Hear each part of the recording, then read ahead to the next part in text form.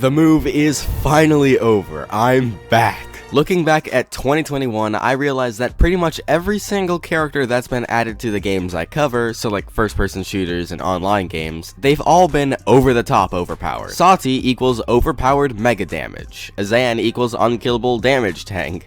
Chamber equals overpowered one-tap galore. And Neon equals... Wow, for real? I know Neon was this year, but it's close enough.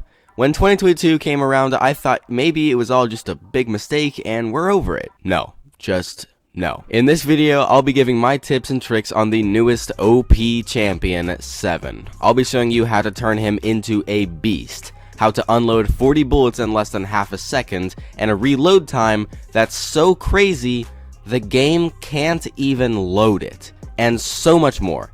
In this video, I'll be showing you how to dominate as VII. In my other how to dominate videos, I covered different tips and tricks. In this one, I'll still give you all kinds of different techniques, but I have a main theme for this video. I discovered something crazy just the other day while playing VII. I discovered a trick that absolutely destroys enemies within 2 seconds. Stick around to the end of the video to see that one, because you don't want to miss it.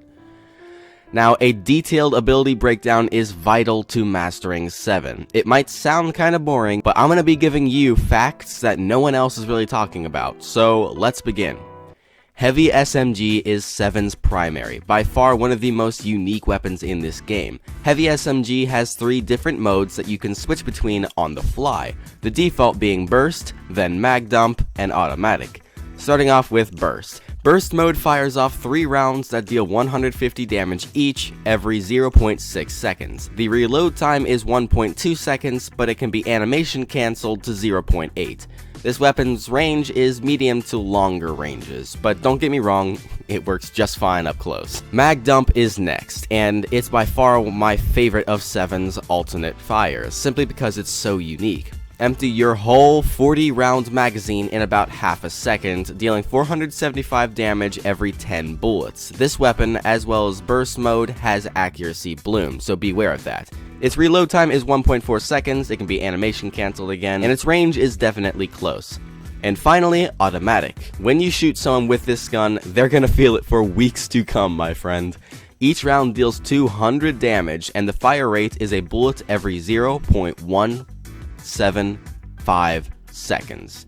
So you can almost get 25% of your mag down every second. Almost. Now on to his first ability, Trigger Discipline. Basically, you just swap modes on your gun. That's really it. Next is VII's movement ability. Explosive dodge is somewhat self-explanatory. Dodge in a direction, dropping behind an explosive trap that deals damage in a relatively small area. The trap has 3 explosions that deal 250 damage each. This all happens pretty quickly, the dodge and the bombs, at about half a second. Still with me? We're almost to the fun stuff, I promise. Next is VII's other movement ability, Grapple Hook. This ability is really fun, but only if you have some knowledge on it. It looks like all you do is swing around with Spider-Man or something like that. But it's not just that. You can grapple onto enemies. All classes other than tank will be pulled to you, whereas if it is a tank, you'll be pulled to them. Whatever happens, you deal 300 damage. So it sounds really fun. Also, when you latch onto a wall, you become invisible for up to 5 seconds. You can still shoot and all, but remember that you're latched onto a wall. You don't have to be stuck up there for 5 seconds, it's optional. Next is VII's ultimate, Decree 77. Sounds really awesome, actually. Most ultimates in this game are somewhat easy to use. Decree 77, in my mind at least, isn't. I have yet to actually use it properly. But that aside, using your ultimate on an enemy marks them. Refiring the ultimate on that marked enemy deals 250 damage and fears them. Now, what is fearing? It forces enemies to turn around and run in the opposite direction. They are locked into this movement, so they can't change directions or anything. They instantly run in the opposite direction for like 2 seconds or something. You can use this ultimate while latched onto your walls, which is really cool, and it actually works perfectly because if you remember, you stay latched to a wall after using Grapple Hook for up to 5 seconds. The ultimate lasts 5 seconds.